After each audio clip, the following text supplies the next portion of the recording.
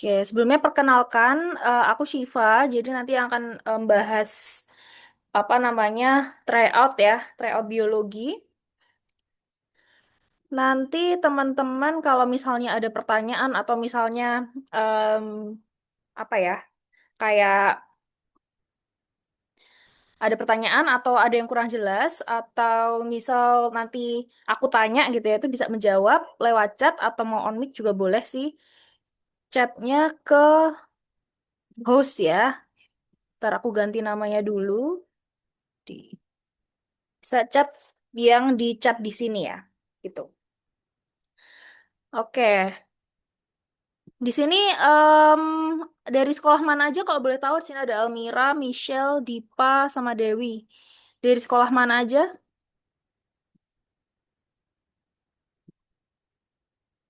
Boleh di chat di kolom chat. Oh, berkurang lagi nih orangnya. Oke. Kita mulai aja deh kalau gitu ya. Nanti mungkin tidak akan semuanya aku bahas. Jadi eh aku akan ambil beberapa contoh selama 100 menit ini nanti. Karena kalau 50-50-nya kayaknya nggak cukup waktunya ya. Oke, kita mulai nomor satu dulu ya. Jadi ini biosalmol ya, dari nomor satu. Jadi di tahun 1850 dan 1860-an, ini ada ahli kimia ya, yang menjadi ilmuwan pertama yang mempelajari fermentasi. Nah, terus menunjukkan bahwa fermentasi ini adalah suatu proses ya, yang dilakukan oleh sel-sel hidup. Nah, yang nantinya sebenarnya bisa berguna gitu ya untuk membuat apa makanan gitu ya, makanan dan juga minuman secara tradisional. Nah, yang paling sering dipakai itu adalah Saccharomyces cerevisiae. Itu adalah ragi yang paling umum yang tersedia secara komersil juga.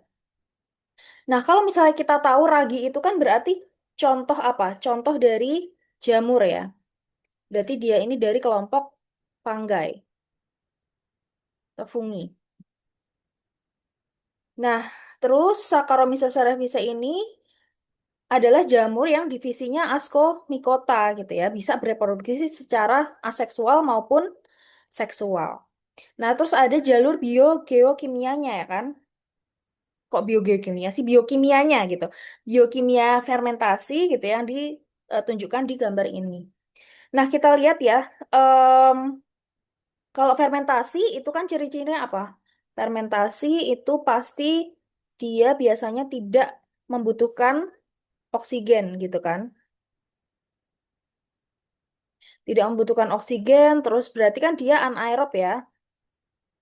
Karena dia anaerob, maka hasil yang di hasil ATP itu hanya sedikit gitu. ATP-nya hanya dua gitu, dua ATP yang dihasilkan. Makanya dibandingkan dengan yang aerob, sebenarnya anaerob ini agak cukup rugi gitu ya, karena ATP yang dihasilkan itu dua ATP, sedangkan kalau aerob itu kan bisa 36 ATP gitu ya.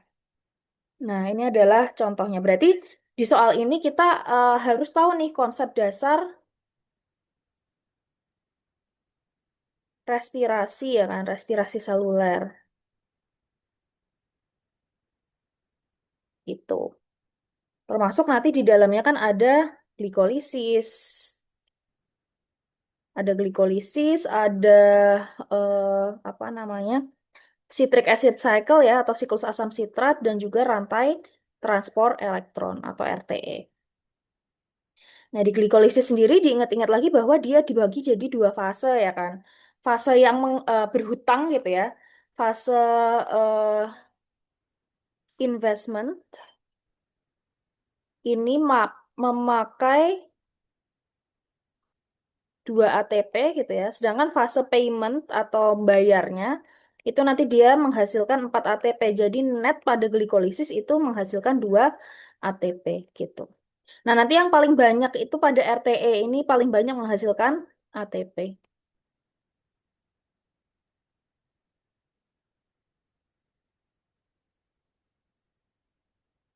Nah, terus kalau dari tempatnya, berarti kita juga perlu ingat-ingat lagi gitu kan ya, bahwa glikolisis ini terjadinya ada di sitoplasma.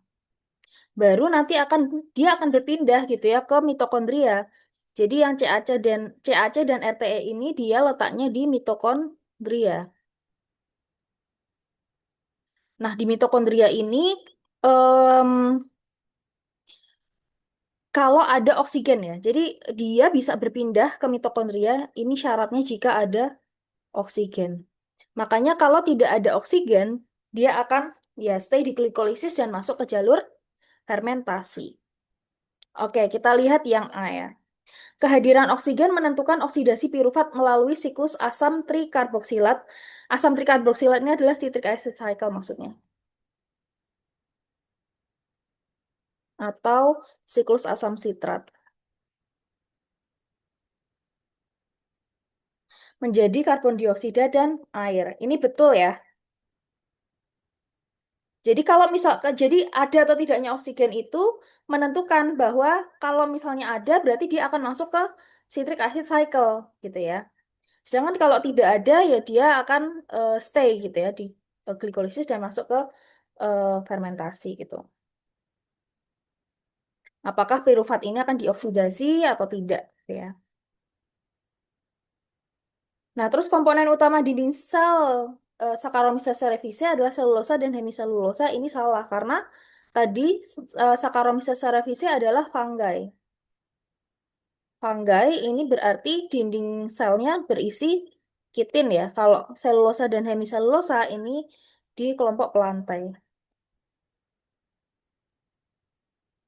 Nah, sel vegetatif berkembang biak dengan pertunasan, tapi pada kondisi kekurangan nitrogen dapat membentuk askus, di mana terjadi meiosis yang menghasilkan 4 askospora haploid. Ini juga benar ya. Jadi, kalau misalnya kondisi eh, apa namanya kekurangan nitrogen ini nanti akan membentuk askus gitu ya. Karena kan dia masuknya ascomycota ya. Ascomycota nanti dia bisa bereproduksi gitu ya, membentuk askus. Nanti akan membentuk satu satu kali meiosis gitu ya, dia bisa menghasilkan 4 askospora yang haploid. Gitu. Terus yang D itu selama fermentasi CO2 dihilangkan dari pirufat dan terbentuk 38 ATP untuk setiap molekul glukosa. Ini salah ya jelas-jelas karena tadi kalau misalnya anaerob ini nanti hanya terbentuk 2 ATP saja. Kalau 38 ATP ini kalau aerob. Berarti dia eh, bukan masuk ke dalam fermentasi ya,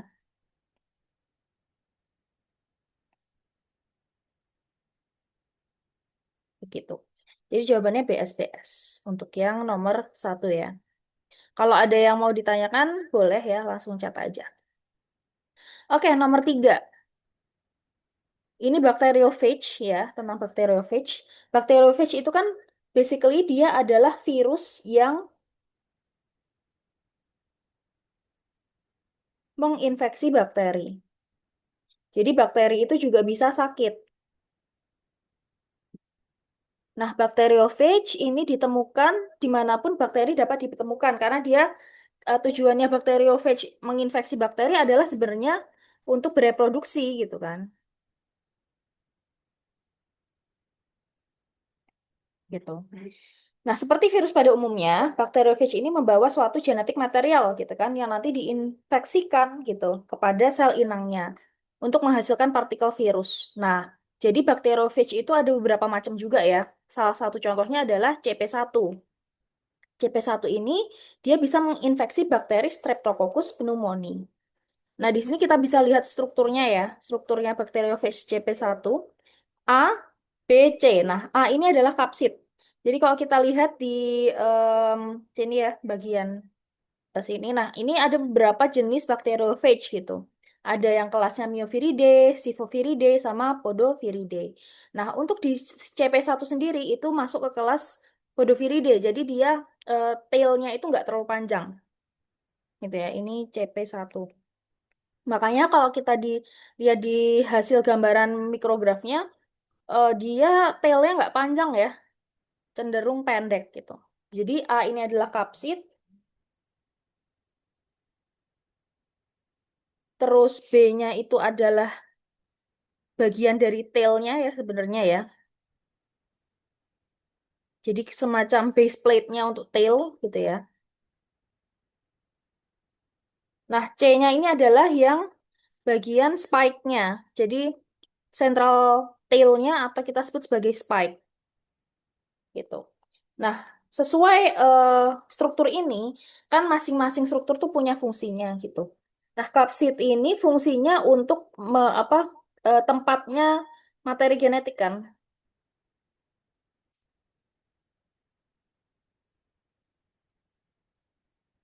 Nah, habis itu kalau tailnya ini berfungsi sebagai media untuk pelekatan gitu. Jadi untuk rekognisi ke hostnya dan juga pelekatan gitu ya. Sedangkan spike ini adalah ya untuk recognition juga bisa dan juga tempat dia menginjeksikan materi genetik. Jadi alat untuk memasukkan materi genetik ke inang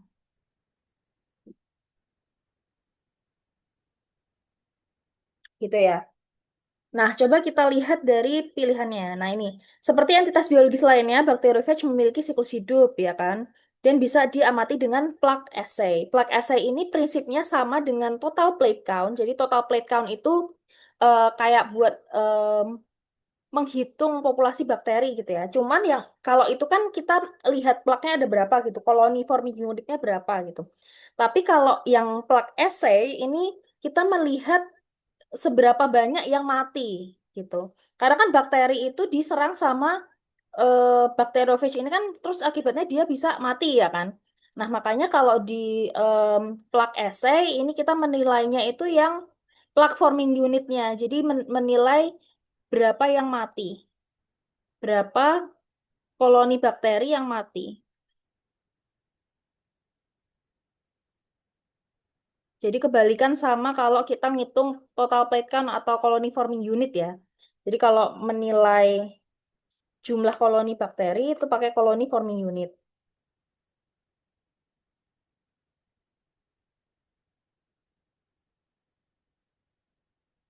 Pakai namanya CFU atau koloni forming unit. Tapi kalau misalnya dia yang untuk menilai kerja dari bakteriofage ini, kita menilainya pakai plug forming unit. Jadi malah menilai yang mati itu bukan yang hidup. Nah, makanya di sini dilihat ini kan kultur bakteri ya kan. Awalnya bakterinya itu penuh gitu ya. Satu cawan Petri gitu kan. Ini bakterinya. Berarti di sini bakteri S pneumonianya dikultur ya kan. Ini kultur bakteri S pneumoniae. Nah, habis itu diinkubasilah dengan si CP1 tadi. CP1 ini adalah bakteriofage-nya.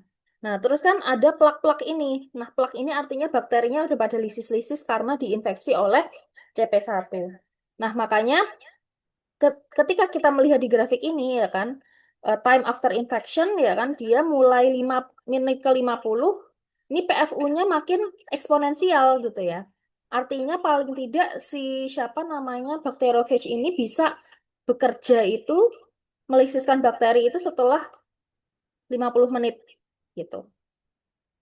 Baru nanti kalau PFU-nya makin turun lagi di sekitar 70 menit karena udah mulai habis nih bakterinya gitu ya. Nah, jadi kalau kita lihat ya berdasarkan informasi di atas, apabila gen pengkode C, bagian C tadi adalah apa? Bagian C adalah spike-nya. Nah, spike-nya itu kan bagian untuk rekognisi dan juga untuk eh, menginjeksikan gitu ya. Sebentar.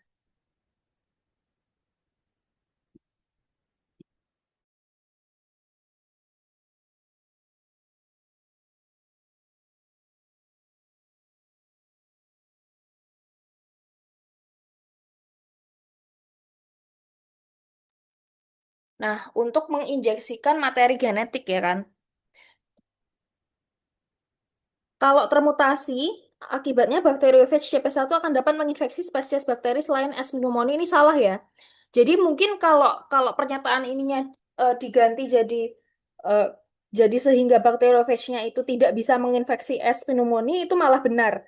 Tapi belum tentu dia termutasi terus bisa menginfeksi spesies bakteri lain itu cenderung tidak ya. Jadi lebih ke salah, kecuali ini pernyataannya jadi nggak bisa menginfeksi S. pneumoniae itu malah kemungkinan benar gitu. Tapi kalau terus karena mutasi dia bisa menginfeksi bakteri lain itu sangat kemungkinannya sangat kecil gitu ya, hampir tidak ada gitu ya. Nah, jadi jawabannya salah untuk yang A. Terus yang B, PFU yang rendah pada 50 menit pertama terjadi akibat sebagian besar bakteriofaga sedang menginfeksi sel inangnya. Ini betul. Jadi, dari time after infection dari menit pertama sampai menit ke-50 itu masih proses menginfeksinya gitu. Nah, mulai di menit ke-50 ini baru mulai pada lisis nih sel-sel bakterinya. Jadi, sebelum 50 menit ini sedang proses gitu ya, sedang proses infeksinya. Nah, baru di 50 menit setelahnya ini dia udah mulai lisis nih sel bakterinya. Makanya terbentuk plak. Jadi jawaban yang B benar. Terus yang C, penurunan S pneumonia mulai terjadi sejak menit ke-30 jelas-jelas salah, salah ya. Karena ini kan masih flat ya, dari menit pertama sampai paling enggak dia tuh menit ke-40 lebih itu baru mulai naik nih PFU-nya. Jadi salah. Terus D, termutasinya gen pengkode bagian B akan menyebabkan CP1 sulit melekat. Betul ya, karena bagian B tadi kan dia tail-nya. Nah, tail pada bakteriofage itu fungsinya untuk rekognisi. Nah, kalau dia termutasi, maka dia akan sulit untuk mengenali gitu ya, mengenali antigen si S. pneumoniae ini. Jadi jawabannya SB. Itu ya. Oke, terus selanjutnya ini ada tentang bakteri lagi, tapi tentang pengecatan gram. Nah,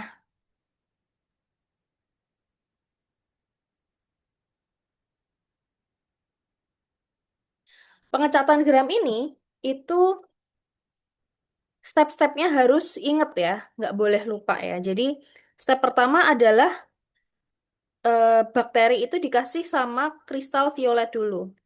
Nah, kristal violet ini kan warnanya biru ungu ya. Nah, sifat kristal violet ini akan melekat pada peptidogikan.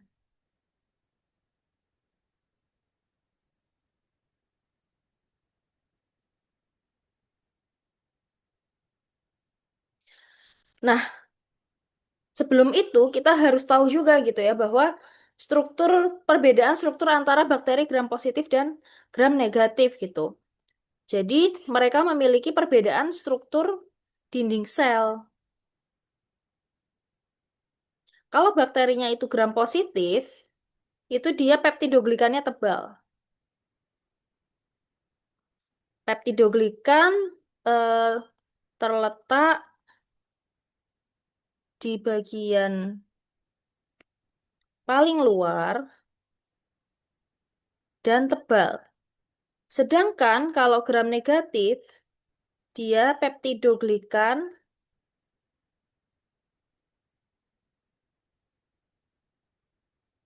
terletak di bawah lapisan lipopolisakarida atau LPS. LPS ini lipid ya, basically gitu. Dan eh, peptidoglikannya tipis.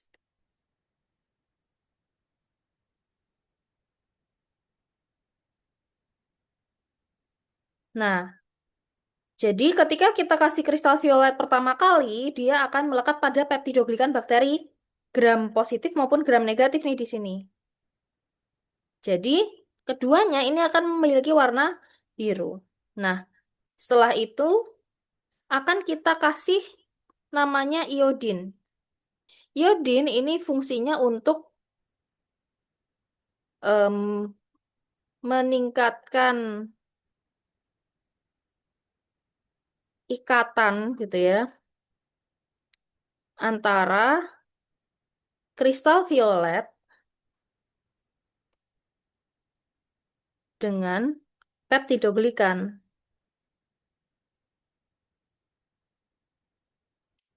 gitu. Nah, dia berarti kalau di gram positif dia makin nempel ya kan, meningkatkan pelekatan gitu ya. Kalau gram negatif dia nggak terlalu ngaruh gitu.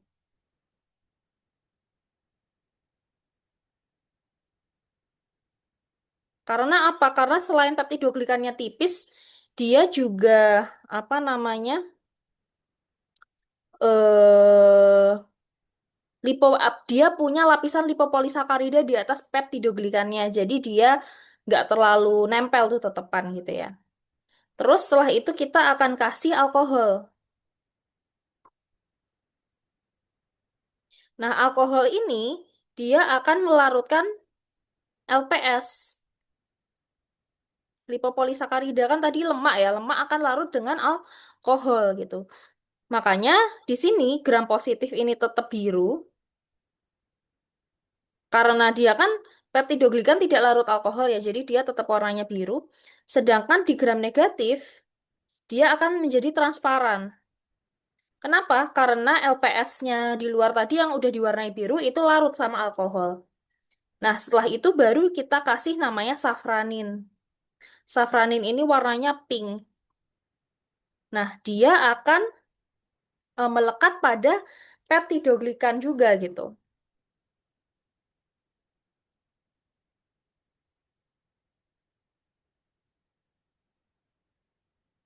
Sebenarnya melekatnya di gram positif dan gram negatif juga sih. Cuman karena gram positifnya tadi udah terwarnai biru yang lebih gelap warnanya, jadi dia pinknya juga nggak muncul gitu ya. Jadi sebenarnya di gram negatif dan gram positif itu dua-duanya terwarnai safranin. Cuman yang kelihatan jadinya di gram negatifnya gitu ya. Ini jadi warna pink. Yang gram positifnya tadi tetap kelihatan warnanya biru. Makanya di akhir kalau kita pengecatan gram gitu ya, gram staining itu gram positif akan warnanya biru keunguan gitu ya. Sedangkan yang gram negatif dia akan warnanya pink. Nah, itu konsep dasarnya. Nah, kita lihat nih, suatu hari Alfred dan Jose melakukan prosedur pewarnaan gram gitu ya terhadap dua jenis bakteri. Alfred melakukan pewarnaan gram terhadap bakteri gram positif berbentuk kokus ya. Jadi yang kokus itu apa? Kokus itu yang bulat-bulat ya, koki. Jadi yang bulat-bulat ini gram positif berarti ya. Sedangkan Jose melakukan pewarnaan gram terhadap bakteri-bakteri gram negatif berbentuk bacillus. Bacillus itu kayak batang. Berarti yang panjang-panjang itu gram negatif gitu ya. Jadi kalau pewarnaannya benar, berarti yang bulat-bulat ini harusnya warnanya kan gram positif ya, dia akan warnanya biru. Gram negatif dia akan warnanya pink gitu ya. Nah, terus hasilnya ditunjukkan di gambar. Nah, ini malah keduanya jadinya warna biru semua nih, nggak ada bedanya gitu. Berarti ada yang salah nih. Ini punyanya Alfred,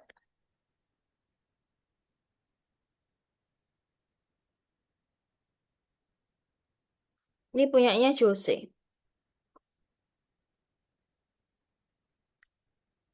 Nah, berarti yang salah punyanya siapa? Punyanya Jose gitu. Harusnya kan dia warnanya pink gitu. Tapi malah munculnya warna biru. Nah, kita lihat. Hasil pengamatan oleh Alfred seharusnya berwarna merah muda atau magenta. Salah ya, karena harusnya maksudnya yang pengamatan Alfred harusnya berwarna biru gitu. Dan punya Jose yang warnanya pink. Nah, terus yang B, Jose kemungkinan besar lupa melakukan penambahan alkohol 96% ketika melakukan pewarnaan gram. Ini benar. Karena Jose lupa ngasih alkohol, jadi nggak dilarutkan nih LPS-nya. Jadi, eh, si gram negatifnya tuh tetap biru gitu kan. Jadi ketika kita kasih iodin, ini posisinya gram positif maupun negatif itu masih biru semua. Dan si Jose ini lupa ngasih alkohol, jadi tidak melarutkan warna birunya. Makanya, walaupun diwarnai safranin, safraninnya nggak muncul nih warnanya. Karena kan warna pink tadi lebih terang ya, jadi lebih muncul warna biru keunguannya gitu ya. Karena lupa menambahkan alkohol. Jadi LPS-nya ini tetap intak, tetap warnanya biru, langsung ditambahin safranin. Jadi ya biru semua tetepan gitu ya. Terus yang C, jika Alfred dan Jose hanya melupakan penambahan safranin, bakteri yang diamati oleh keduanya akan berwarna ungu ini salah gitu ya. Jika misalnya benar semua sampai alkohol, harusnya berarti eh, warna punyanya Jose itu akan transparan, ya kan? Sedangkan punya Alfred, dia akan tetap biru. Jadi punyanya Jose kalau stepnya benar itu tetap warnanya akan transparan ya. Terus yang D, pewarnaan gram dapat dilakukan untuk identifikasi bakteri karena terdapat perbedaan struktur terluar. Ini benar ya, karena kalau misalnya kita lihat tadi ya, struktur gram positif dan gram negatif itu cell wall-nya berbeda gitu. Strukturnya berbeda. Di mana strukturnya sel wall yang gram positif dia peptidoglikannya terletak di bagian luar dan tebal, sedangkan gram negatifnya ini peptidoglikannya LPS-nya tipis gitu ya.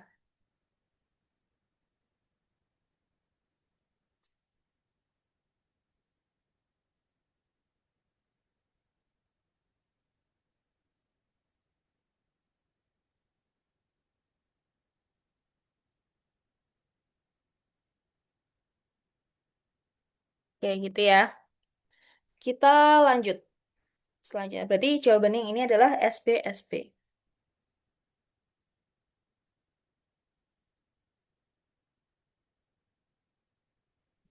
Terus kita lihat nomor 8 ya. Masih bioselmo nomor 8.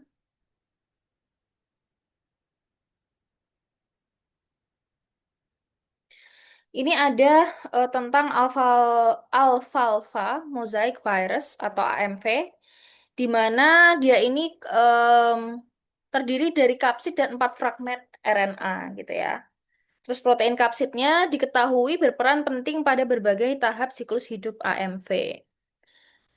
Nah, jadi em, si protein kapsidnya ini ternyata dia punya fungsi untuk mentranslasi awal faktor replikasi. Jadi kan kalau virus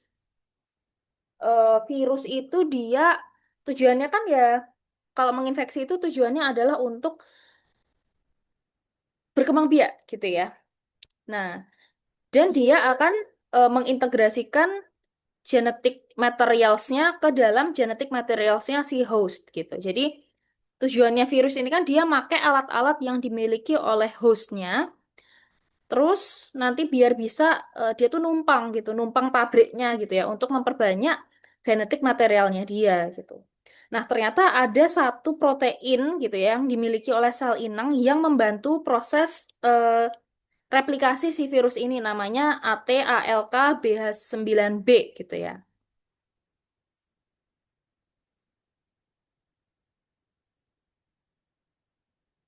Nah, jadi eh ATA ini protein ini ya, aku anggap aja protein A gitu ya. Ini itu mengkatalisis reaksi berikut. Nah, ini apa? Ini gugus metil. Ketika ada protein ini, ketika ada protein ini dia akan menghilangkan metil. Berarti artinya dia prosesnya adalah demetilasi gitu. Jadi menghilangkan metil dari DNA atau RNA-nya si virus gitu. Ini menghilangkan.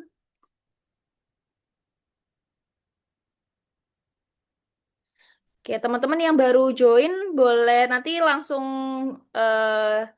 mengikuti aja ya.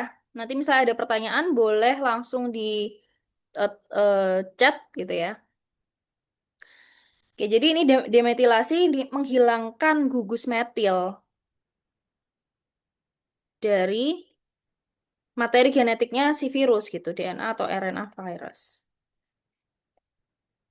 Nah, mungkin teman-teman kalau masih ingat gitu ya, eh, metilasi atau asetilasi itu nanti berpengaruh terhadap eh, kemampuan suatu materi genetik untuk ditranskripsi gitu kan. Nah ini ya, jadi metilasi RNA virus ini menghambat replikasi virus. Jadi apa namanya, ketika RNA virus itu di- memiliki gugus metil gitu ya. Jadi ketika posisinya seperti A, ini posisi A, ini posisi B gitu ya. Nah ini tuh prosesnya itu susah direplikasi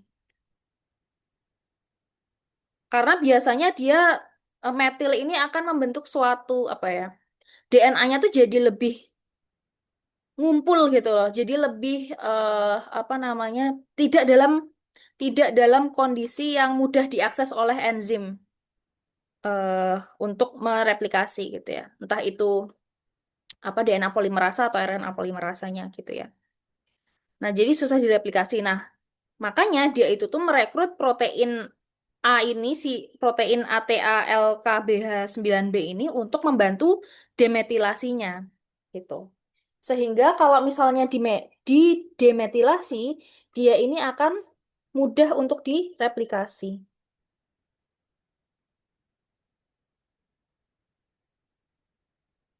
Jadi kayak dia tuh kerjasama gitu sama si Ina. Sebenarnya bukan kerjasama sih, tapi kayak menghijack gitu ya, menghijack atau eh, membuat minjem minjem proteinnya inang buat membantu dia replikasi gitu ya. Jadi di sini virus itu eh, meminjam protein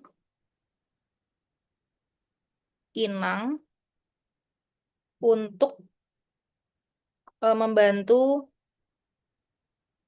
replikasinya dia gitu. Gitu ya. Nah, oke.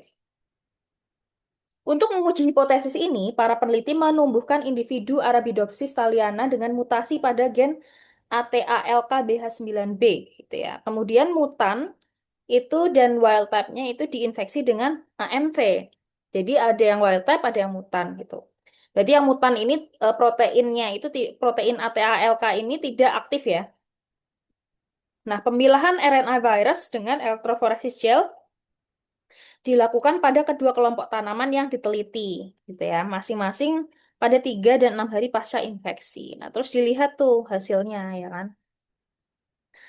Oke, dilihat hasilnya. Nah, ternyata kalau kita baca di sini, ini hasil L4-nya, itu kan bisa kelihatan kalau yang wild type ini terekspresi, ya kan? RNA virusnya ini tebel-tebel gitu. Ini RNA virusnya. Ini terekspresi gitu, tereplikasi. Artinya dia ini kan karena bisa merekrut protein ATALKBH9B untuk demetilasi kan tadi. Sehingga dia bisa berhasil mereplikasi DNA virusnya gitu. Sedangkan ketika proteinnya ini di knock out gitu ya, atau dimutasi gitu ya, berarti dia ini nggak ada yang membantu nggak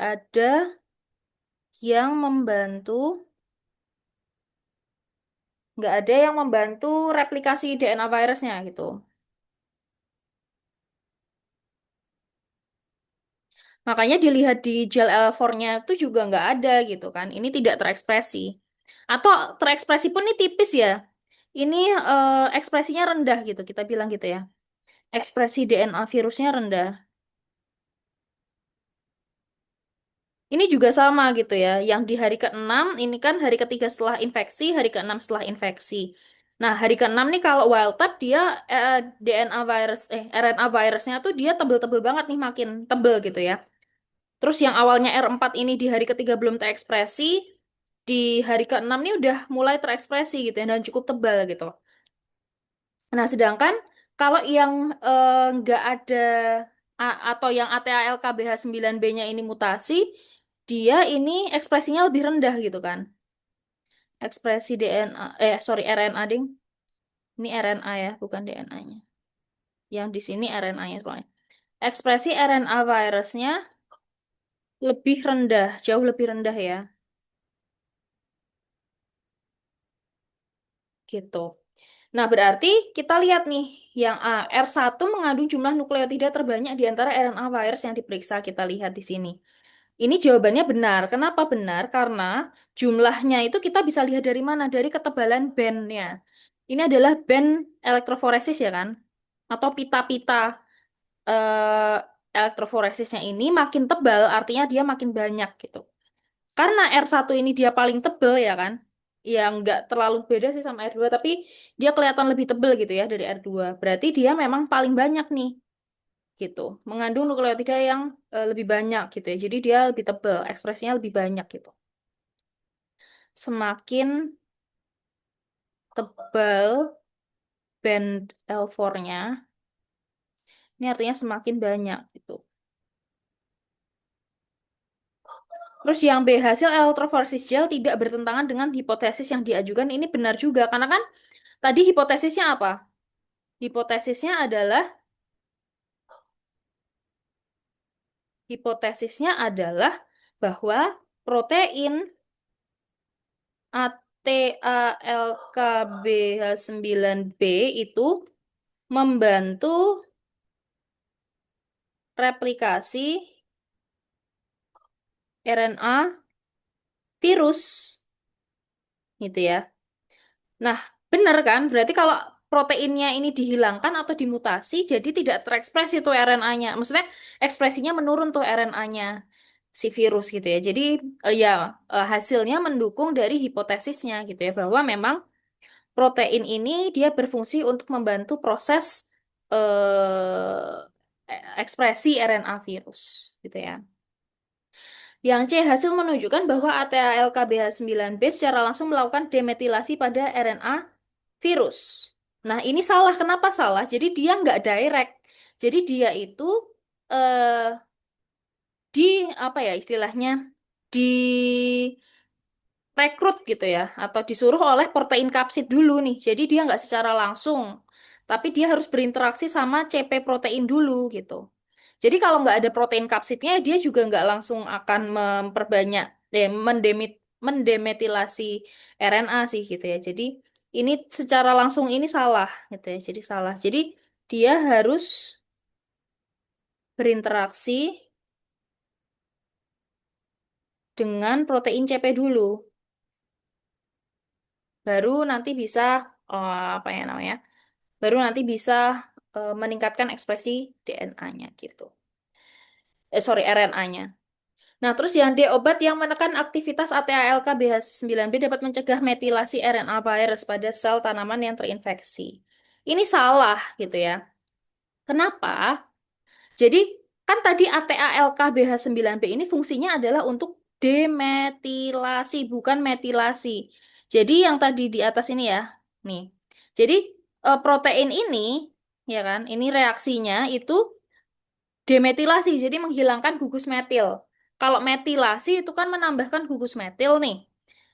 Jadi kebalik ya, di sini yang pernyataan D itu harusnya obat yang menekan aktivitas ATALKBH9B itu dapat mencegah demetilasi harusnya. Gitu. Jadi jawabannya BB SS ya di sini ya. Oke, ada yang mau ditanyain sampai sini?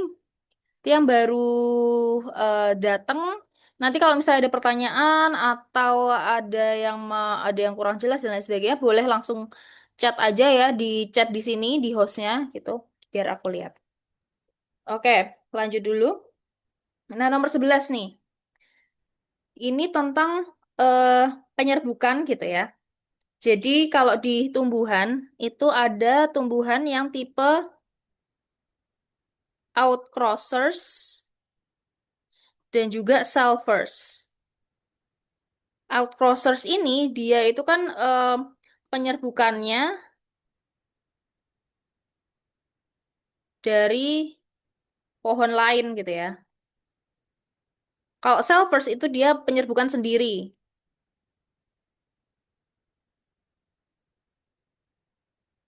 gitu. Nah, ada namanya eh self-incompatibility. Jadi self-incompatibility itu adalah suatu apa ya? Strategi gitu ya, biar dia itu tuh biar meningkatkan variasi gitu dari eh variasi gen gitu ya di tumbuhan gitu ya. Jadi bukan yang sama-sama serbuk sarinya misalnya genotipenya S2 sorry S2 gitu ya. Terus nanti putiknya itu tumbuhan yang dia serbuki S2 juga. Nah, itu kan jadi nggak variasi gitu ya. Jadi tumbuhan yang serbuk sari yang bisa membuahi putiknya itu hanya yang memiliki haplotype yang berbeda. Jadi kalau gambarannya tuh kayak gini nih, teman-teman.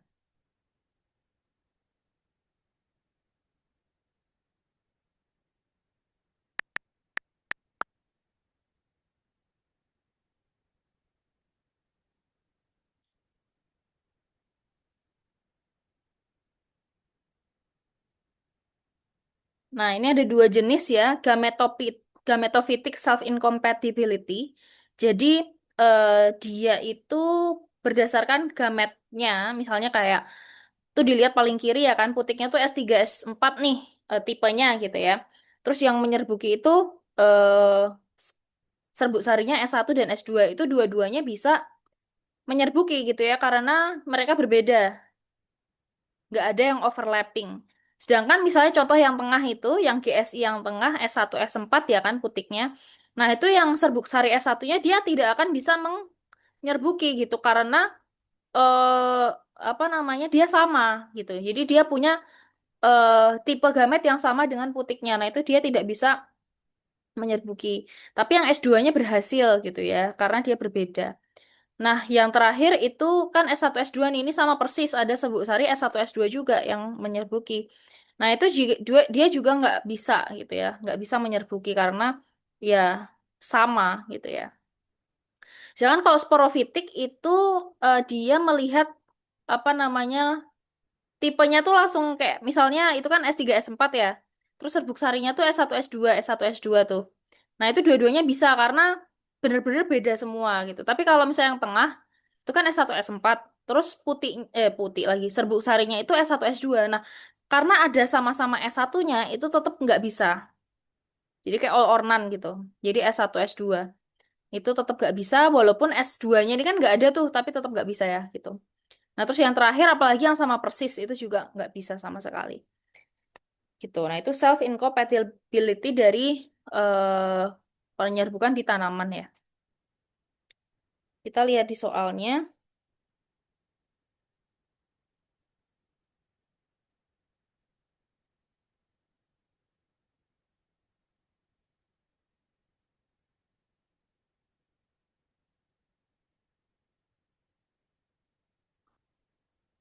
Nah, berarti haplotype serbuk sari S3 akan ditolak pada putih S2. S2 ini salah jelas karena ya kan dia beda nih S3 sama S2 jadi pasti akan diterima gitu ya. Haplotype serbuk sari S3 akan ditolak pada putih S2 S3 betul karena kan ini punya S3 nih. Ini S3 juga jadi akan ditolak. Jadi betul jawabannya. Yang C, metabolisme tabung serbuk sari berubah dari autotrofik menjadi heterotrofik di saluran penyalur pada putik. Autotrofik sama heterotrofik. Ntar aku agak lupa nih yang ini.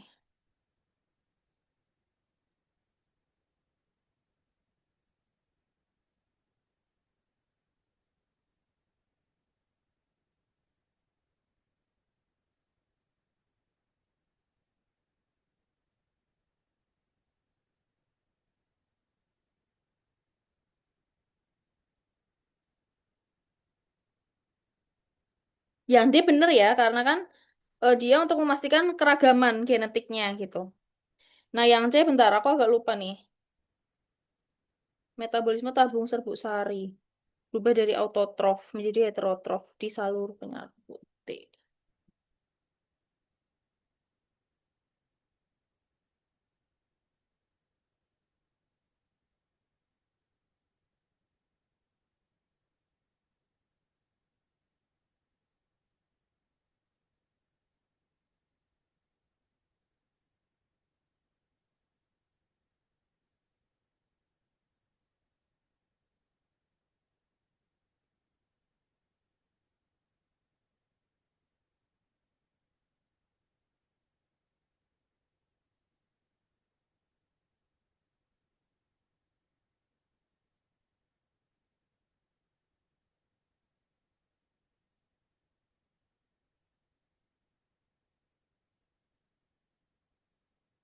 Jadi di kepala putih itu awalnya tabung serbuk sarinya itu tuh masih punya cadangan makanan dari butir serbuk sari itu sendiri. Ya kan? Jadi pada tahap awal ini relatif autotrofik gitu. Jadi kayak punya cadangan untuk energi dan pertumbuhan. Nah, waktu dia eh, apa namanya? Jalan ke dalam putiknya itu ini kan misalnya ini putik nih. Terus kan pas dia masih di atas, itu dia pakai cadangan makanannya dia sendiri gitu. Dia autotrof. Autotrofik. Karena masih punya cadangan energi.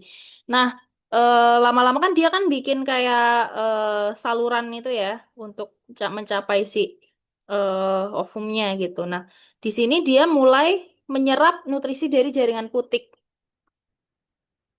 gitu karena udah mulai habis gitu. Nah, jadi di sini dia udah mulai heterotrofik. Jadi yang ini benar. Jadi jawabannya SPBB. Oke, gitu ya. Ada pertanyaan? Ya lanjut ya. Nah, ini nomor 19 nih. Ini histologi kulit tipis. Di mana jaringan-jaringan berbeda yang membentuk kulit dapat diamati. Nah, berarti kalau aku tanya nih nomor satu, namanya apa teman-teman? Lapisan apa nih di kulit nomor satu? Ada yang udah belajar histologi mungkin? Nomor satu namanya lapisan jaringan apa nih? Histologi sering banget dibahas nih akhir-akhir ini gitu.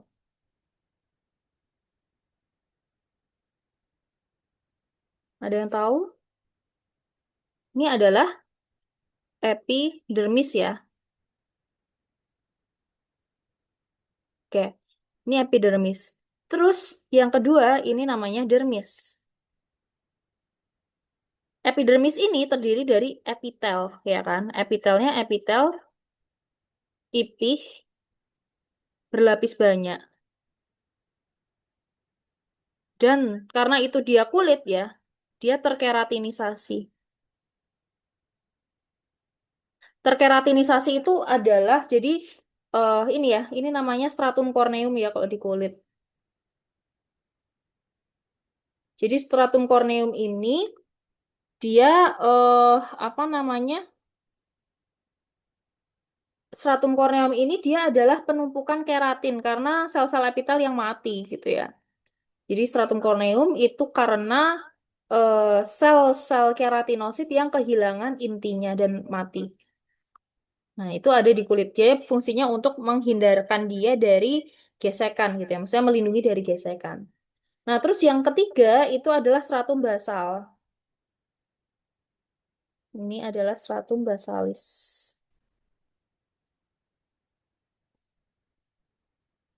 Stratum basalis. Nah, ini di sini ada sel-sel basal. Dia adalah stem cell gitu ya, yang untuk pembelahan keratinositnya dan juga ada melanosit di sini. Melanosit ini adalah sel yang menghasilkan melanin ya.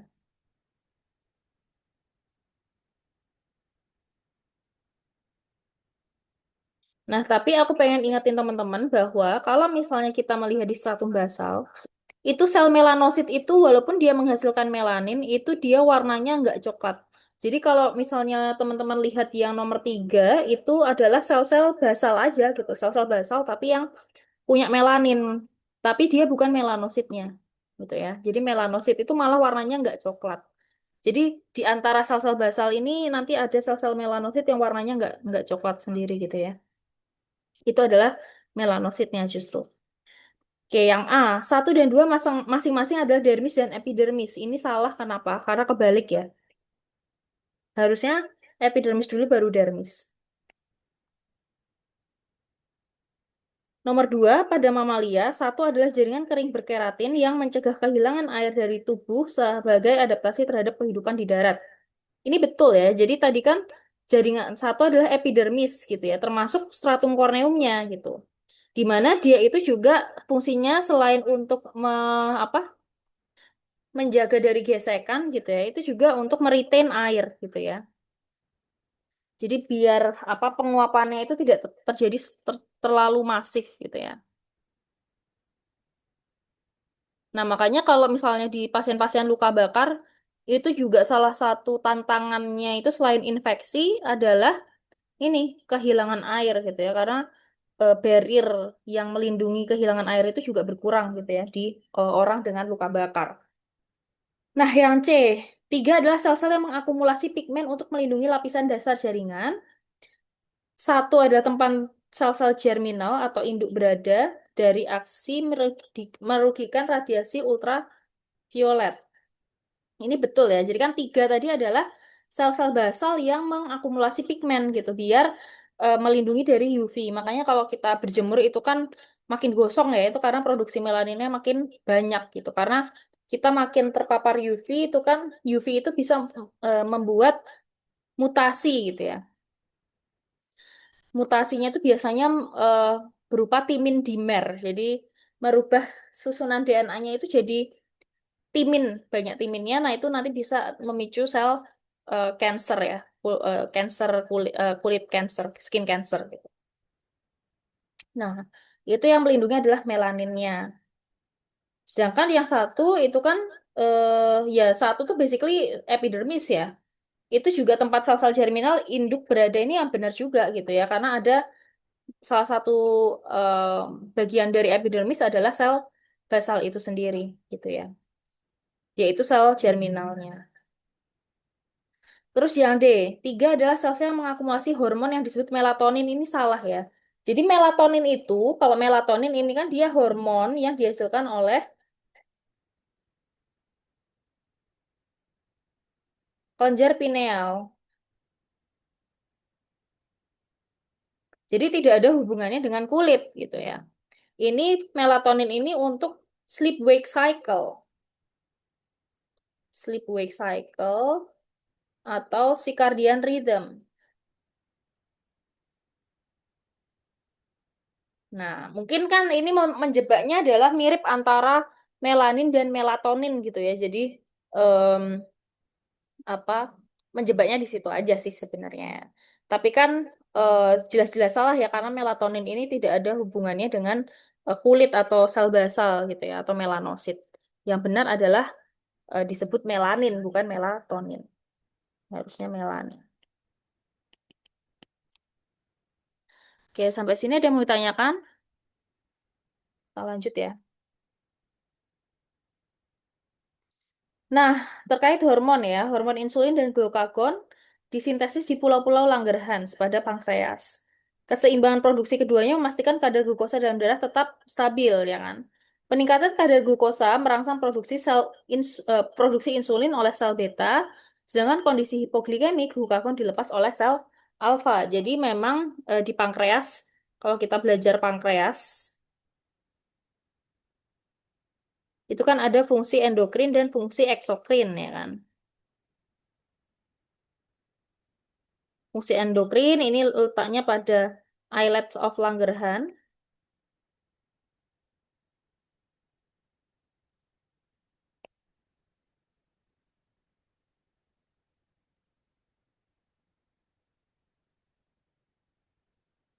di mana ada sel alfa dan sel beta. Sel alfa ini menghasilkan glukagon, sel beta menghasilkan insulin. Nah, kalau eksokrin ini untuk enzim-enzim pencernaan, ya banyak banget lah ya.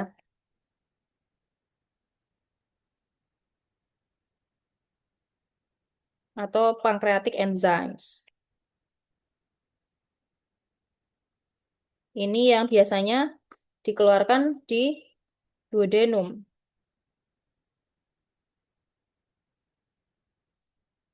Nah, kita lihat di sini. Ini ada diabetes mellitus tipe 2 gitu ya. Diabetes itu kan ada dua tipe ya, teman-teman.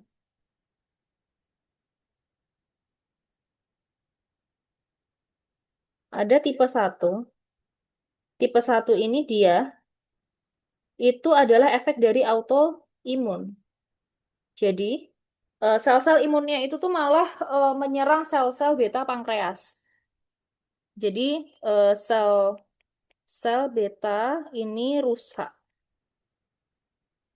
karena eh, autoimun gitu ya. Jadi sel-sel imunnya menyerang sel betanya sendiri gitu ya, sel beta tubuh kita sendiri gitu. Nah, makanya di sini biasanya insulinnya itu rendah karena pankreasnya tidak mampu untuk menghasilkan insulin. Sedangkan kalau tipe 2 ini dia akibat lifestyle. Biasanya karena resistensi insulin.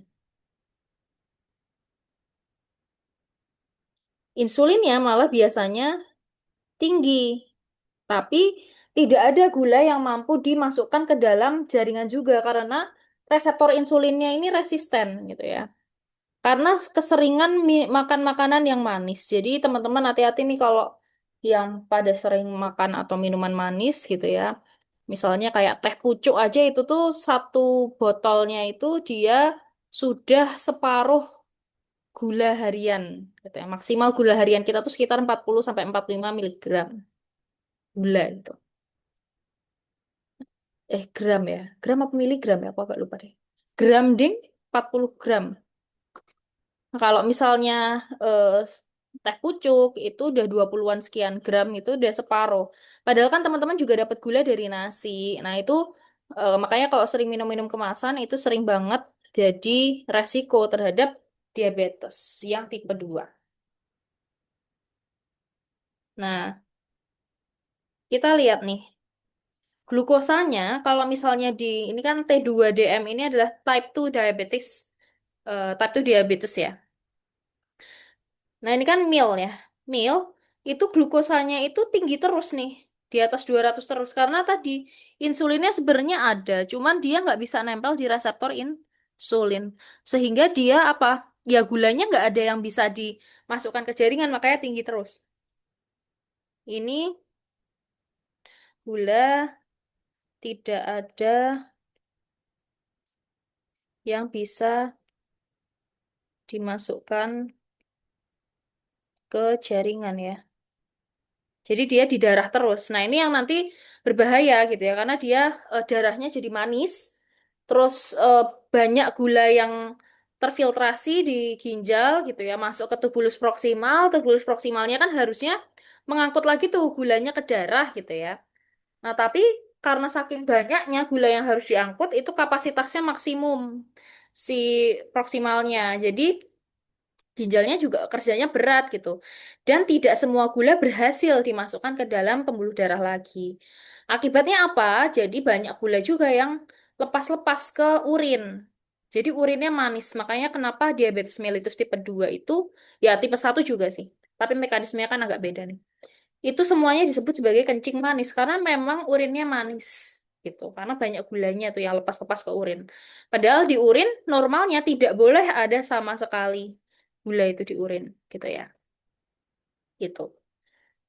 Nah, terus kalau insulinnya kita lihat nih type 2 diabetes itu setelah meal itu dia bisa naik sedikit gitu ya. Nah, jadi dia tidak bisa peak juga kadang. Nah, ini tergantung sih. Jadi type 2 kalau kayak gini biasanya type 2 diabetesnya udah kronis, udah lama. Jadi karena tadi ya kalau awal-awal banget itu insulinnya bisa tinggi banget, melebihi normal. Tapi lama-lama pankreasnya juga capek nih kayak tiap hari ngeluarin insulin banyak terus. Itu kan lama-lama dia juga capek ya. Nanti lama-lama insulinnya juga bisa turun nih produksinya gitu ya. Jadi dia udah capek. Nah, ini kemungkinan besar type 2 diabetes yang udah kronis, jadi insulinnya juga nggak cukup nih. Berarti setelah resistensi, dia juga sudah masuk ke dalam tahap yang tidak bisa menghasilkan insulin dengan maksimal. Nah, terus glukagonnya jadi naik. Kenapa? Karena tubuh tuh ngerasa kekurangan gula, apa? Sorry, ini apa sih? Oh, habis meal ya. Habis meal, glukagonnya itu naik. Glukagon kan dia untuk melepaskan gula di darah ya kan? Nah, kalau normal habis meal itu glukagonnya turun karena kan dia sebentar. Normal dia harusnya glukagonnya kan dia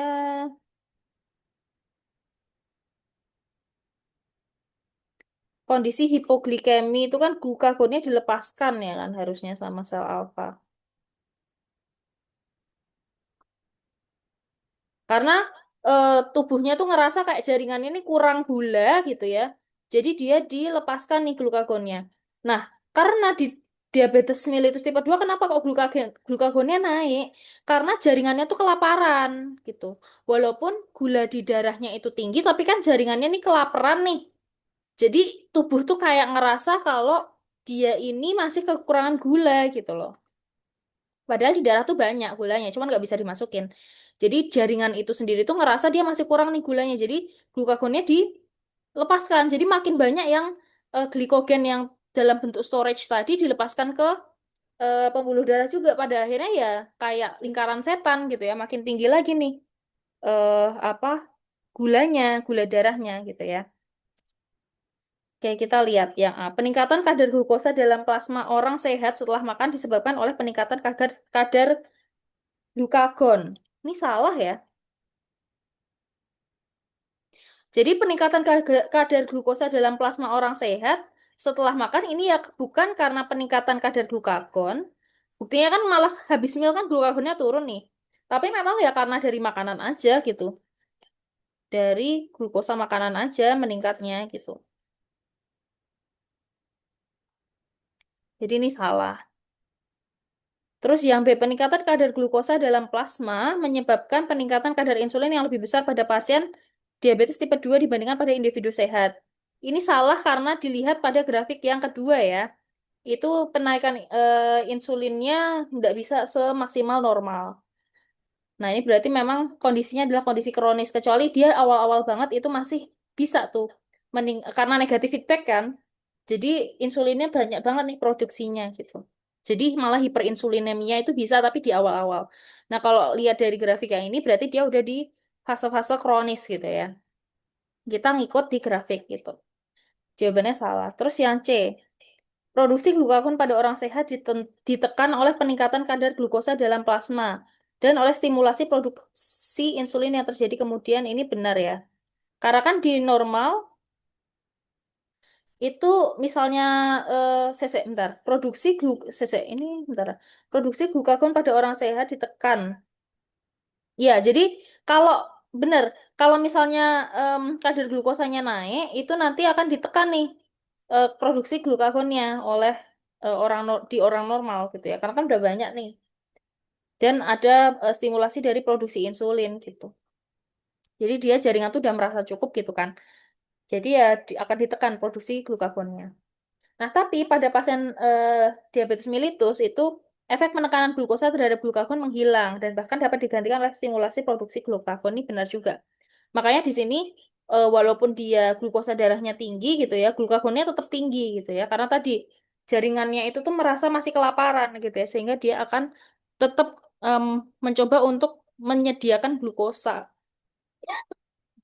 Padahal masalahnya bukan pada konsentrasi glukosanya, tapi malah pada yaitu glukosa itu nggak bisa masuk ke dalam jaringan.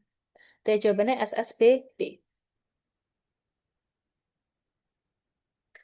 Oke, habis ini ada pertanyaan. Kalau nggak ada, kita lanjut ya. Oke, ini ada pertanyaan satu nih. Nanti, iya, nanti ini coret-coretannya akan aku share gitu. Sama yang di-share itu kunci jawaban. Yang keseluruhan nanti ada kunci jawabannya. Nanti ditunggu aja, nanti akan lewat admin untuk coret-coretannya. Sama kunci jawaban yang semuanya ya. Oke. Salah satu gejala utama depresi ini ya, kita masuk nomor ke 24 gitu ya. Salah satu gejala utama depresi itu adalah stres gitu ya. eh yang berkembang setelah stres adalah anhedonia. Jadi anhedonia itu tuh kayak perasaan di mana eh udah nggak sesuatu yang bisa bikin kita senang sebelumnya. Misalnya teman-teman ada yang punya hobi melukis atau main musik atau suka jalan-jalan gitu ya. Itu kan bikin seneng nih biasanya.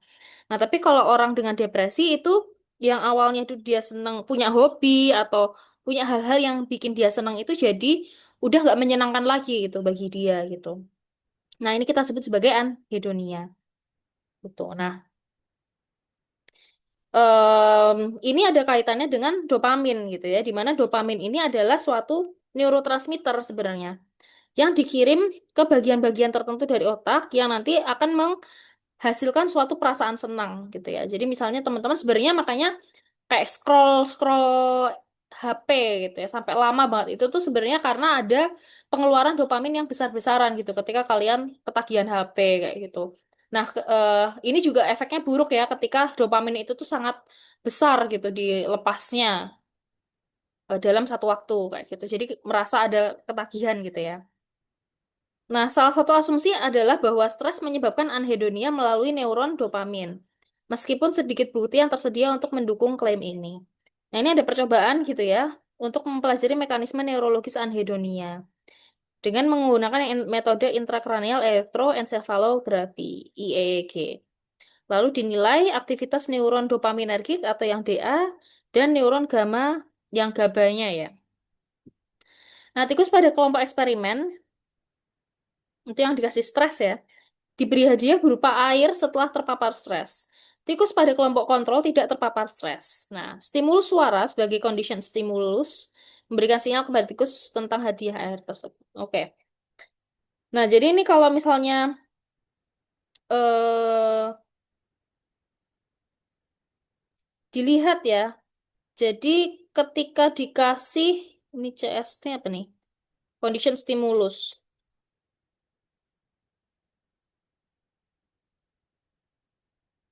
Kalau dilihat dari dopaminnya itu hampir sama ya. Jadi dopaminnya antara kontrol sama stres tuh mirip-mirip gitu ya. Tapi kalau gabanya itu lebih tinggi di stres gitu ya. Respons DA terhadap imbalan yang diharapkan tidak berubah setelah stres. Bener ya, karena kan ini yang DA ini dia sama nih antara kontrol sama stres gitu ya. Terus DA merespon imbalan yang diharapkan dengan peningkatan aktivitas jangka pendek, sedangkan neuron GABA merespon dalam jangka panjang. Betul, ini karena ini lihat. Jadi time from ini ya, stresnya ini, ya kan?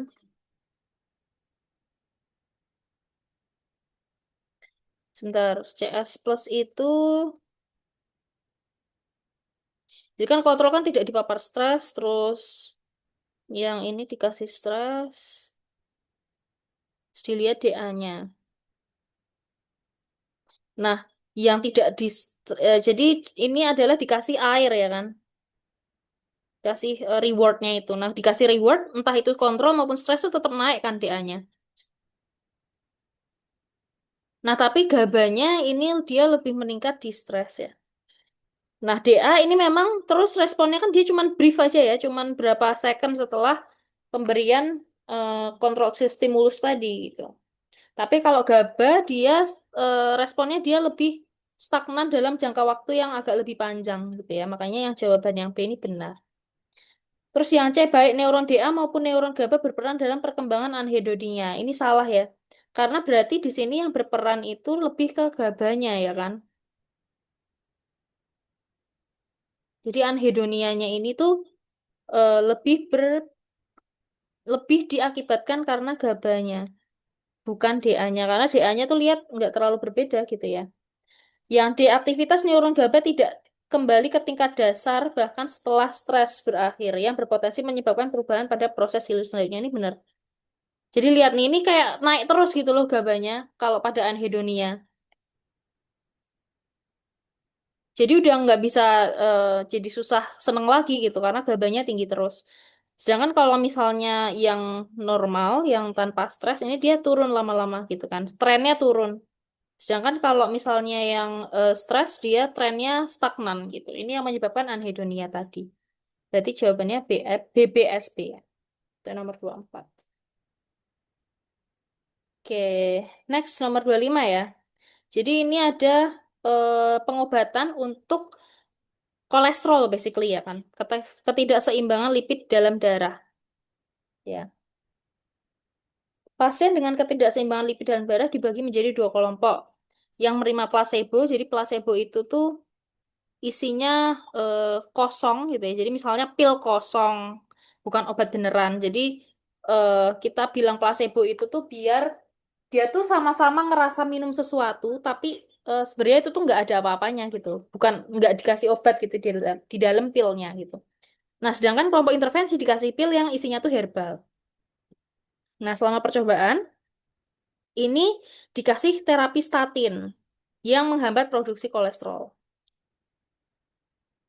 Pada akhir minggu ke-6, kedua kelompok diukur kadar rata-rata kolesterolnya, lipoprotein densitas tinggi, dan lipoprotein densitas rendah. Jadi, lipid dalam darah itu kelompoknya banyak ya. Ada LDL, ada HDL, ada VLDL. LDL ini low density lipoprotein, HDL itu high density, VLDL itu very low density. Nah, semakin low density-nya itu makin buruk untuk kesehatan gitu ya. Jadi lemak yang bagus itu yang high density. Karena LDL dan VLDL ini nanti yang berperan penting dalam pembentukan plak gitu sebenarnya. Plak nanti kan bisa menjadi penyumbatan pembuluh darah gitu ya. Jadi aterosklerosis.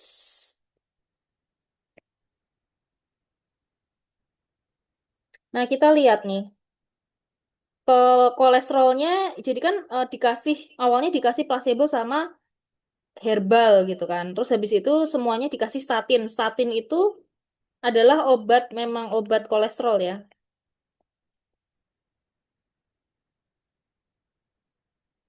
Nah, jadi kolesterolnya before afternya intervention dan placebo ini nggak terlalu berbeda gitu ya.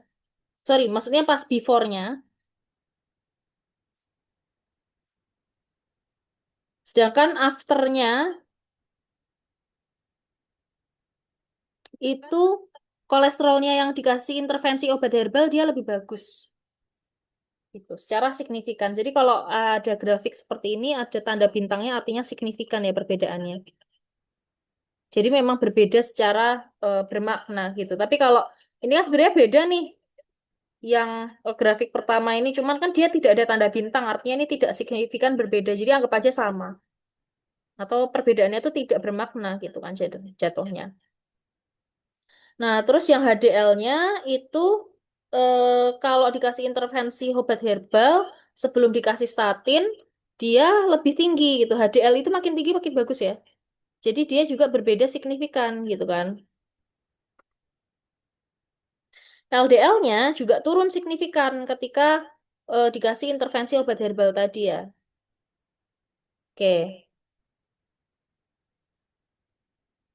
Hasil pada gambar ini saja sudah cukup untuk memastikan bahwa terapi statin menurunkan kadar kolesterol dalam darah. Hmm, kenapa kuncinya salah ya? Bentar.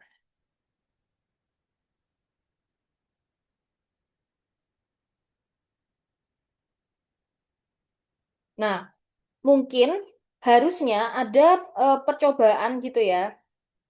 Yang satunya dikasih statin, satunya tidak. Jadi di sini kan cuman ini kan dikasih statin semua ya. Cuman dibedain yang satunya itu dikasih herbal, satunya enggak. Nah, kita masih perlu sebenarnya. Harusnya juga ada percobaan di mana satunya itu dikasih statin, satunya tidak. Jadi ini belum cukup nih. Karena apa? Karena kalau kayak gini nih kan dia lebih menilai apa? Lebih menilai si obat herbalnya. Semuanya ini dikasih statin. Nah, tapi kan kalau statin doang emang beneran bisa nurunin apa enggak itu harus diuji dengan yang tidak dikasih statin. Sedangkan di sini kan nggak ada. Ini semuanya dikasih statin kan? Gitu. Karena di sini dibilang kedua kelompok pasien menerima terapi statin gitu setelah 6 minggu. Statin sendiri itu memang sudah diketahui bisa menurunkan sih. Cuman kalau memang mau tahu apakah terapi statinnya ini menurunkan kadar kolesterol ya harus diuji di mana ada kelompok yang tidak diberi statin dong gitu. Nah, makanya ini salah jawabannya. Gitu ya. Terus yang B, informasi yang disajikan di sini tidak cukup untuk menyatakan bahwa sediaan herbal akan menurunkan LDL tanpa terapi statin ini benar gitu.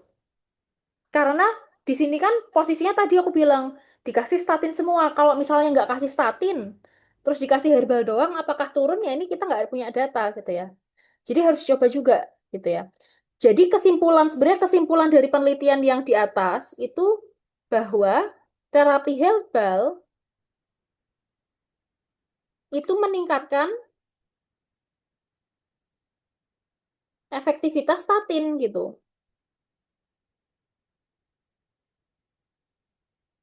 Jadi kalau misalnya memang mau tahu emang terapi herbalnya doang itu udah bisa menurunkan kolesterol apa enggak ya harus diuji tanpa dikasih statin. Jadi dibandingkan yang satunya dikasih placebo, satunya kasih obat herbal doang nih tanpa statin. Nah, itu gimana? Gitu ya. Terus yang C, penurunan konsentrasi LDL pada kelompok intervensi dibandingkan dengan kelompok kontrol dapat mengindikasi prognosis kardiovaskular yang lebih baik. Betul. Jadi tadi kan aku bilang, kalau LDL itu tinggi, ini artinya eh, prognosis itu apa sih? Prognosis itu adalah eh, apa ya? Kayak dia tuh kemungkinan bertahan hidupnya lebih bagus. Artinya keluarannya itu jadi lebih bagus gitu ya. Artinya resiko untuk develop penyakit ke depannya, resiko untuk eh, develop penyakit itu apakah lebih baik atau lebih buruk gitu. Maksudnya kalau lebih buruk itu berarti akan makin beresiko. Kalau lebih baik itu artinya dia lebih aman dari penyakit itu gitu ya.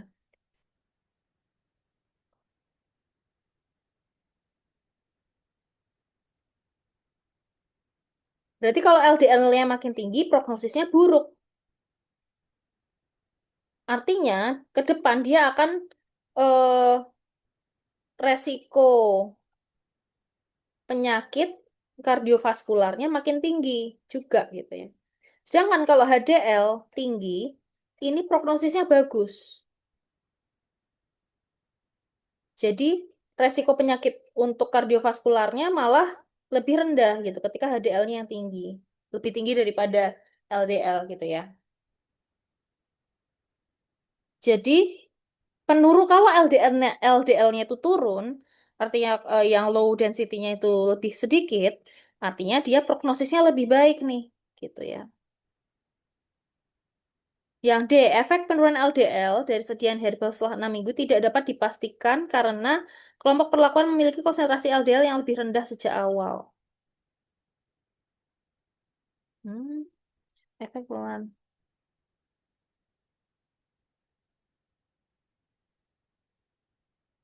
Hmm, enggak sih, tetap bisa ditentukan kan? Karena kan itu dibandingkan gitu ya. Tetap dibandingkan kan antara apa namanya? Base ini kan lebih rendah tapi kan tidak signifikan juga gitu. Jadi dianggap sama gitu baseline-nya.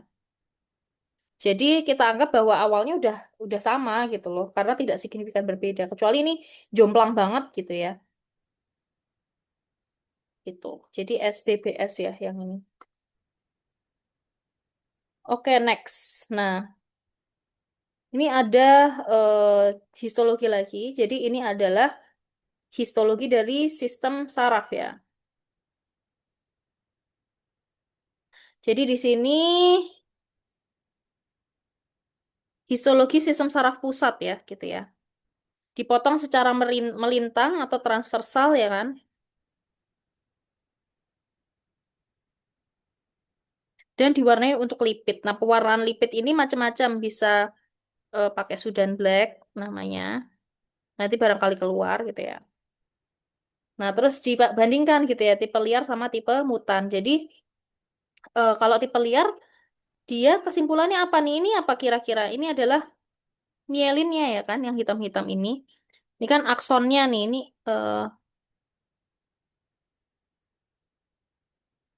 akson dan juga mielinnya gitu. Jadi di A ini mielinnya lebih tebal. Sedangkan yang B ini mielin tipis karena nggak terlalu terwarna tuh artinya. Jadi ketika mutan dia menipiskan mielin. Gambar A mengandung banyak sel SWAN. Salah, kenapa? Mielin yang di sistem saraf pusat itu bukan sel SWAN ya. Sel SWAN ini kan adanya di perifer, sedangkan ini adalah sistem saraf pusat gitu. Sistem saraf pusat yang menjadi penghasil mielin adalah oligodendrosit. Kanal ion neuron pada gambar B secara langsung dipengaruhi oleh mutasi ini salah. Kanal ionnya sih tidak terlalu dipengaruhi gitu. Jadi dia lebih mempengaruhi secara langsungnya adalah mielinnya, bukan kanal ion. Nah, karena mielinnya makin tipis, jadi penghantaran rangsangnya juga akan lebih susah gitulah ya, lebih lambat. Mutasi Shiferer sangat mengganggu oligodendrosit. Ini benar karena tadi ya, SSP itu yang membentuk mielin adalah oligodendrosit. Di B, mielinnya tipis tuh. Makanya kemungkinan besar mutasinya ini tuh menyebabkan kelainan pada oligodendrositnya sehingga tidak bisa menghasilkan mielin yang cukup gitu ya. Nah, pada gambar A kita dapat melihat inti sel di tempat tanda asterisk jika kita mewarnai sampel dengan DAPI. Ini salah ya. Karena kalau inti selnya itu tidak di lokasi asterisk. Lokasi asterisk itu akson aja sih. Nggak ada inti sel di situ. Gitu ya. Sedapi itu bentar aku cek dulu.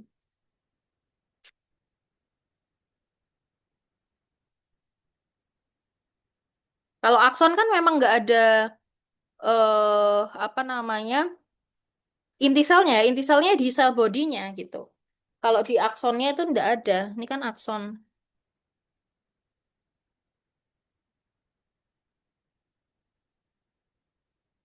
Nah, DAPI itu adalah 46 diamidino 2 fenilindol. Ini untuk melabeli DNA. Nah, kalau mau kita kita mau ngelihat inti sel itu kan ya bisa pakai DAPI gitu ya, melihat inti sel. Karena kan inti sel tempatnya DNA, tapi kita tidak akan menemukan inti sel di akson gitu ya. Jadi jawabannya SSBS. Oke. Lanjut nomor 33. Jadi ini adalah seleksi udah masuk Genevol ya. Jadi kalau kita lihat tentang seleksi alam nih, ada namanya seleksi stabilisasi atau stabilizing. Itu berarti yang nomor 3 ya, ini stabilizing. Directional itu yang ini. Yang ini disruptif. Ini kan dia untuk menilai pergeseran genotipe ya biasanya ya.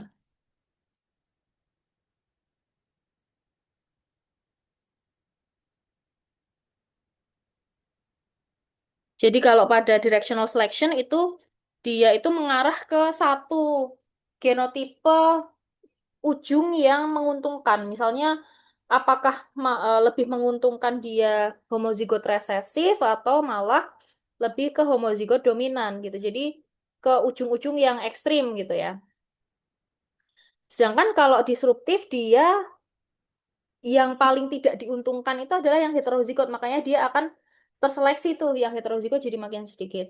Sedangkan kalau stabilizing selection itu dia malah yang paling menguntungkan adalah yang heterozigot. Makanya dia stabilizing gitu ya di tengah gitu ya. Malah heterozigotnya yang paling banyak gitu. Nah, kita lihat ya. Jadi kalau seleksi stabilisasi itu median populasi itu jumlah populasi ya.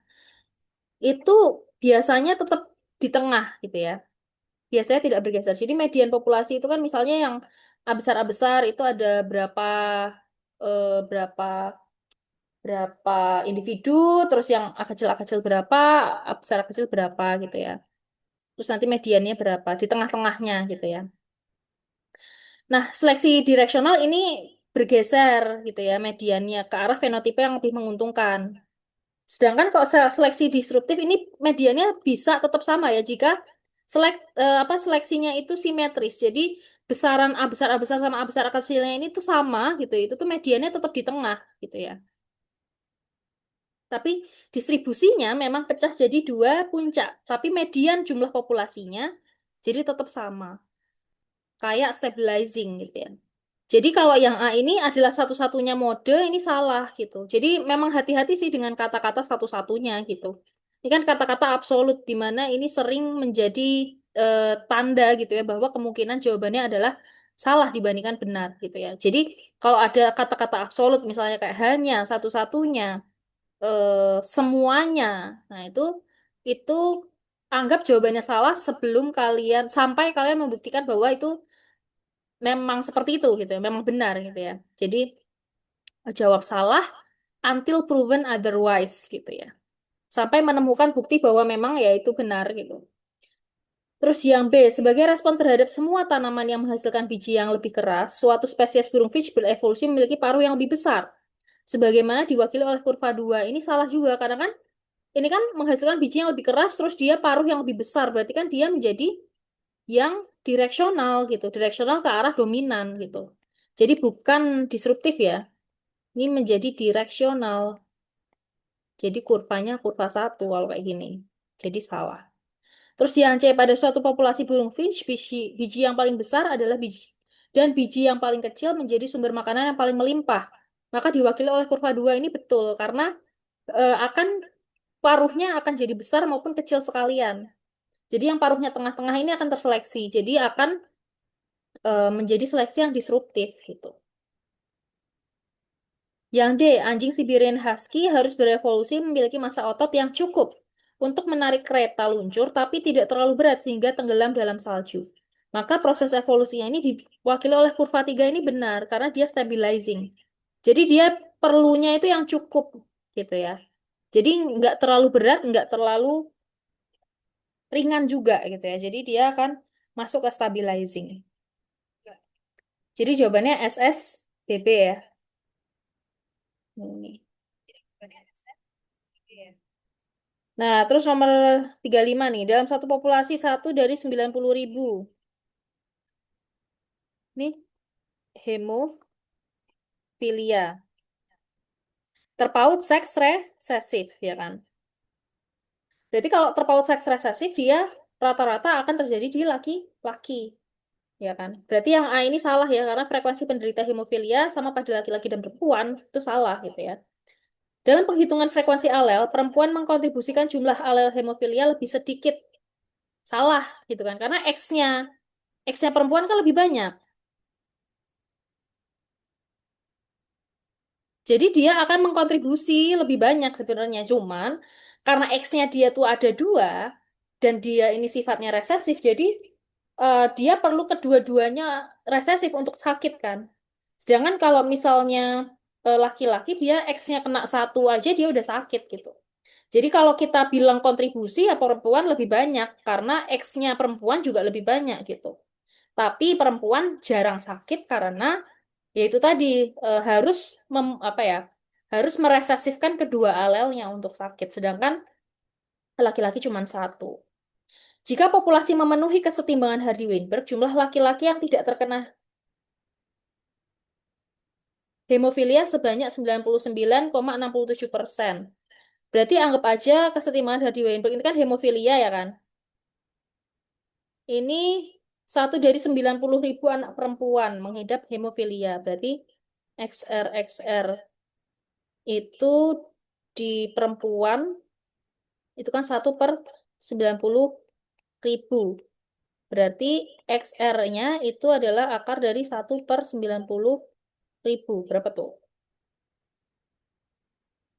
Belum hitung.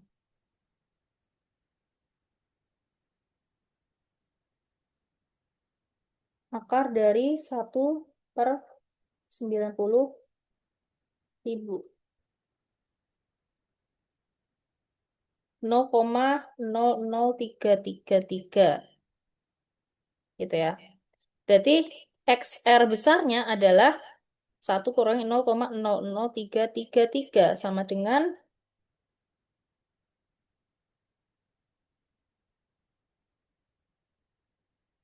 0,9967. Nah, karena laki-laki ini kan kalau dikali 100 ya, jadi 99,67%. Karena laki-laki juga XR-nya X-nya cuma punya satu, X kromosom X hanya satu, maka kalau di populasi laki-laki itu frekuensi genotipe akan sama dengan frekuensi fenotipe. Makanya kalau kita udah tahu XR besarnya ini 99,67%, berarti laki-laki normal itu juga 99,67% gitu ya. Berarti jawabannya benar. Kan ini jumlah laki-laki yang tidak terkena. Terus kemungkinan dilahirkannya seorang anak perempuan normal hasil perkawinan antara ibu normal, berarti ibu normal kan XR besar, XR besar atau XR besar, XR kecil. Terus bapaknya ini hemofilia, XRY.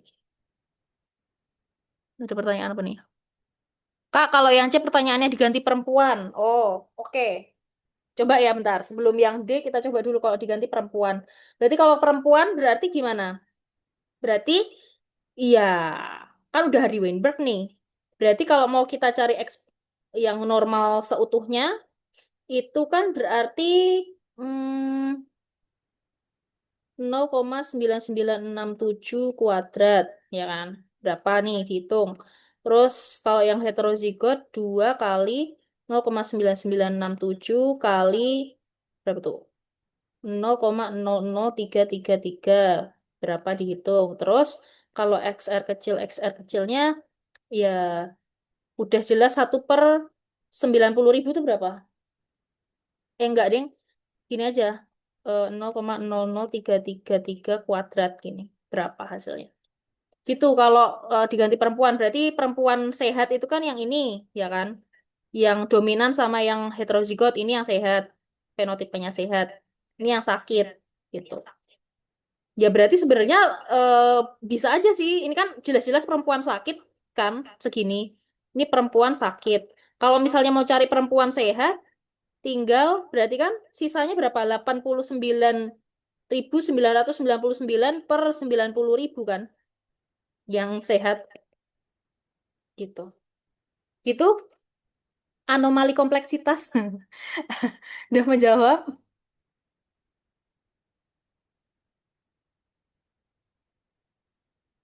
gitu ya. Nanti bisa dihitung lagi sendiri. Dia nanti coret-coretannya aku kirim ke kalian kok. Ya. Nah, terus yang D, kemungkinan dilahirkannya seorang anak perempuan normal, ya. Normal hasil perkawinan antara ibu normal, ya kan? Ibu normal ini kan either bisa dominan atau heterozigot ya. Ini kan berarti udah setengah sendiri nih kemungkinannya gitu. Terus dikalikan dengan ayah hemofilia. Berarti kan dia kalau mau normal harus yang ini kan, harus yang dapat ibu yang dominan, hemozigot dominan gitu. Setengah kali, ya ini udah pasti ya kan. Berarti dia pasti carrier kan anaknya kalau mau normal, kalau kayak gini. Berarti tidak lebih dari 1% ya jelas salah lah. Kemungkinan dia lahirkannya seorang anak perempuan normal hasil perkawinan antara ibu normal, ya kan? Sebentar. Setengah kali masih bisa nggak ya normal kalau ini? Ini masih bisa ding. Kalau ibunya heterozigot itu masih bisa normal ya kan? Eh, kecuali nanti ini kan kayak gini. Setengah kali setengah berarti seperempat kemungkinannya. Ini salah. Nggak mungkin lah 1% doang gitu ya. Orang bapaknya aja eh, sakit, terus ibunya ini nggak mungkin 1% ya. Ini 25%. Gitu. Jawabannya SSBS ya. Oke, mungkin terakhir ya teman-teman ya. Nanti sisanya silakan dilihat di apa kunci jawabannya gitu ya. Nah, ini tentang spesies invasif ya. Jadi kalau spesies invasif itu keberhasilannya kan tergantung oleh sifat adaptif dari spesies tersebut gitu. Nah, salah satu yang mempengaruhi adalah suhu. Nah, ini menguji ketahanan terhadap suhu pada Mollusca melanoides granivera. Nah, awalnya dipelihara pada suhu rendah selama 8 jam atau 168 jam. Terus diaklimatisasi di 18 derajat atau 20 derajat. Nah, terus dinilai nih mereka tuh bisa bertahan hidup dengan perlakuan yang seperti apa. Nah, yang kurva satu itu setelah paparan dinginnya 8 jam dan aklimatisasi di 18 derajat Celcius itu dia itu bisa bertahan hidup di suhu yang lebih rendah gitu kan. Ini suhunya kan makin ke sana makin rendah nih. Nah, dia survivalnya makin bagus gitu ya ketika diaklimatisasi di 18 derajat. Nah, kurva 2 dan 3 itu tuh sama-sama diaklimatisasi di suhu 20 derajat, jadi 2 derajat lebih tinggi. Tapi yang dibedakan adalah paparan dinginnya. Satunya 8 jam, satunya 168 jam. Jadi yang dipaparkan di selama 8 jam, itu dia malah lebih tahan gitu ya terhadap dingin dibandingkan yang kelamaan nih paparan dinginnya selama 168 jam. Jadi yang menurutku yang lebih apa ya berpengaruh itu adalah aklimatisasinya gitu ya. Gimana aklimatisasi dengan suhu yang lebih dingin, dia akan lebih mudah untuk survive gitu di suhu yang lebih dingin juga gitu ya. Kelangsungan hidup bergantung pada suhu aklimatisasi dan durasi paparan benar ya. Karena durasinya juga berpengaruh gitu ya.